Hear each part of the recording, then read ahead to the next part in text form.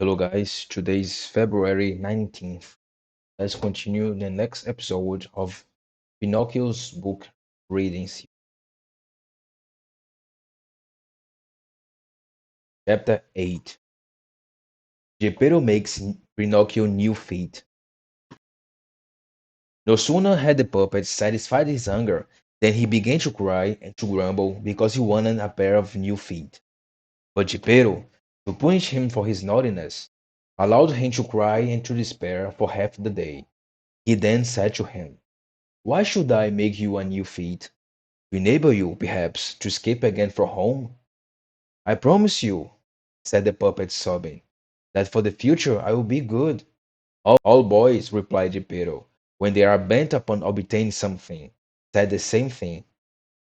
"I promise you that I'll go to school, that I will study and bring home a good report."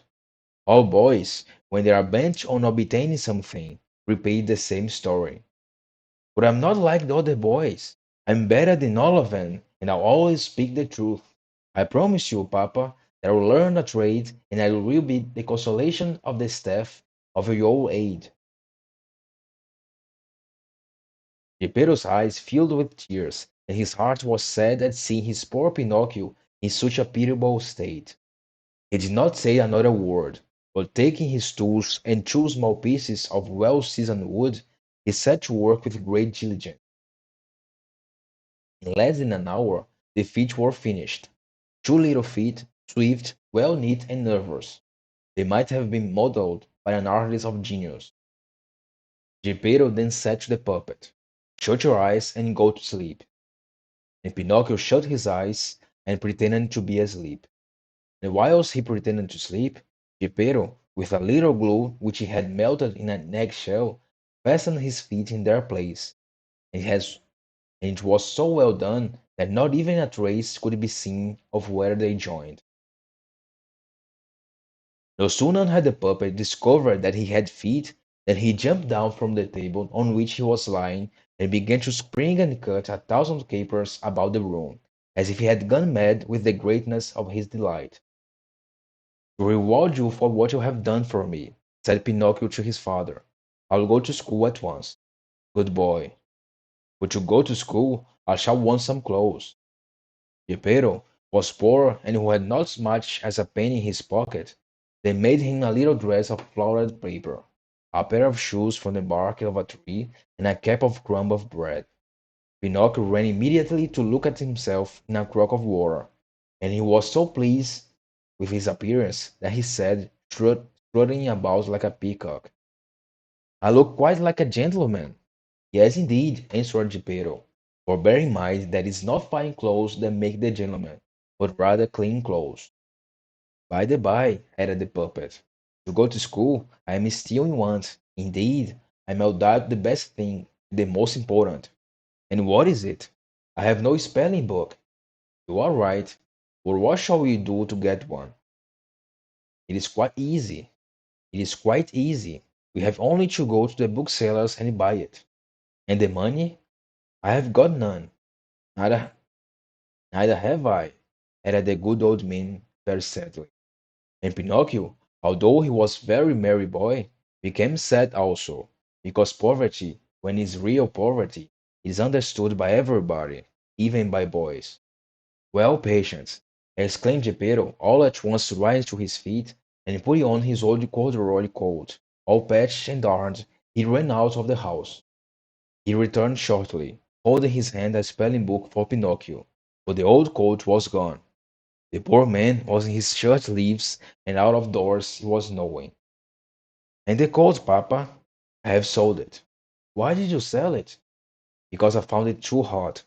Pinocchio understood the answer in an instant, and unable to restrain the impulse of his good heart, he sprang up and, throwing his arm around Geppetto's neck, he began kissing him again and again. Chapter 9. Pinocchio goes to see a puppet show.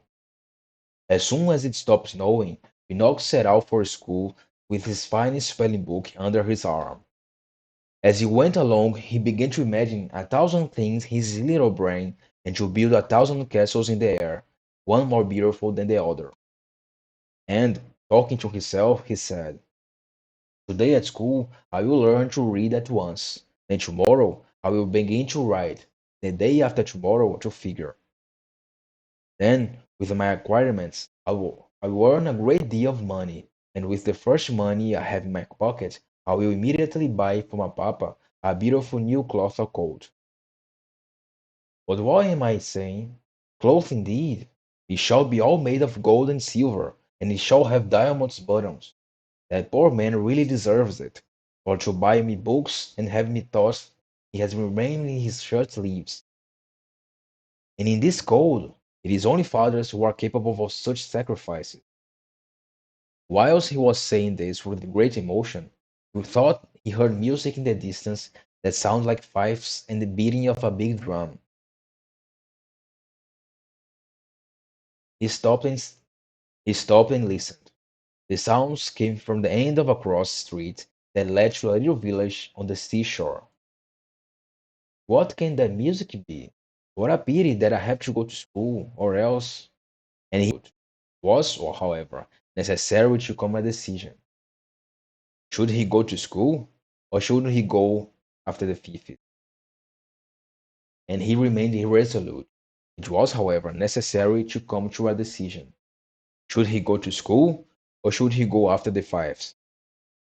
"Today I will go and hear the fives, and tomorrow I will go to school," finally decided the young space grace, shrugging his shoulders. The more he ran, the nearer came the sounds of the fifes and the beating of the big drum.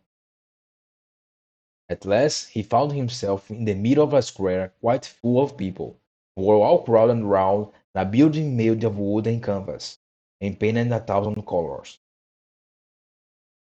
"What is that building?" asked Pinocchio, turning to a little boy who belonged to a place. "Read the placard, it's all written, and then you will know." I I would read it willingly, but it so happens that today I don't know how to read." "Bravo, blockhead! Then I will read it to you. The writing on the placard is those letters read as follows: The Great Puppet Theatre. Has the play begun long? It is beginning now. How much does it cost to go in? A dime." Pinocchio, who was in a fever of curiosity, lost all control of himself, and without any shame he said to the little boy to whom he was talking, "I would lend it to you willingly," said the other, "but it so happens that today I cannot give it to you." "I will sell you my jacket for a dime," the puppet then said to him. "What do you think that I could do with a jacket of flowered paper? If there were rain and it got wet, it would be impossible to get it off my back. Will you buy my shoes? They would only be of use to light the fire. How much will you give for my cap? That would be that would be a wonderful acquisition indeed. A cap of red crumb. There would be a risk for the mice coming to eat whilst it was on my head."